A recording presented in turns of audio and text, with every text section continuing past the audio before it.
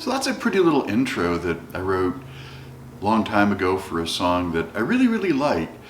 But it's one of those songs that it really requires you to use the most evil tool that exists in music.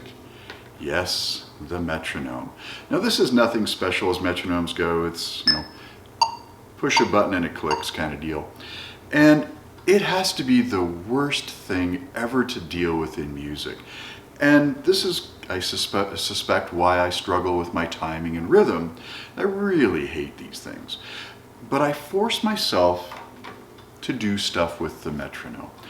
And yes, it screws up all the time, and yes, I struggle to understand what I'm doing, and yes, this is just evil.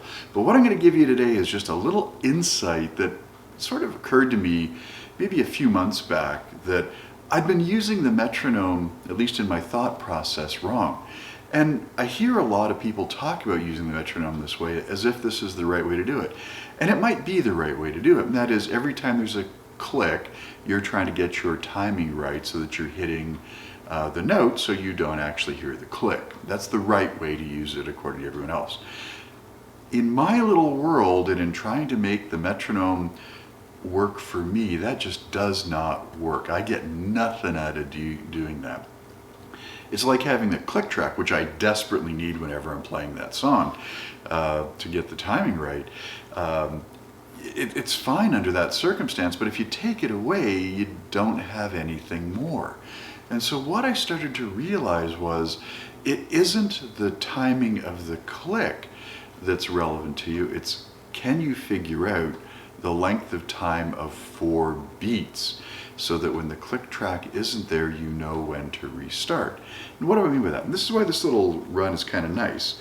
It basically just goes on the downbeat, or the first beat, 1, and 2, and 3, and 4, and we go down to the next one, 1, and 2, and 3, and 4, and 1, and 2, and 3, 4, and it keeps going, right? So we get it. But what we're trying to really figure out is what is that interval, because the last time I go through this, it ends with, and getting the timing right of that little run kills me every time. It's the hardest thing for me to do without a click track. If I got a click track running, it's fine. And it's just because my brain does not process intervals that way. So it requires me to put a lot of thought or effort or cheat in how to get this to work.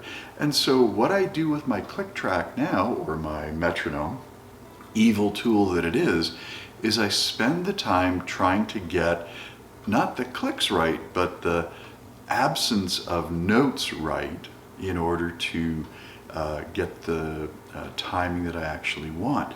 And I know this might sound weird, and I'm not sure I'm explaining it perfectly well, but one of the things that you often find with people talking about the metronome is they'll say to you, oh, as the metronome gets slower and slower, it gets harder and harder to hit the notes right, which is true. Whereas this little absence of sound approach that I'm taking actually works just as well when it's going slowly as when it's going quickly. And so I'm kind of becoming intrigued by this. So I'm throwing this out there. Anybody else who struggles and hates the metronome, add a comment, let me know how you try to use it, and maybe somewhere along the line we'll figure out what a great way to use metronomes actually is.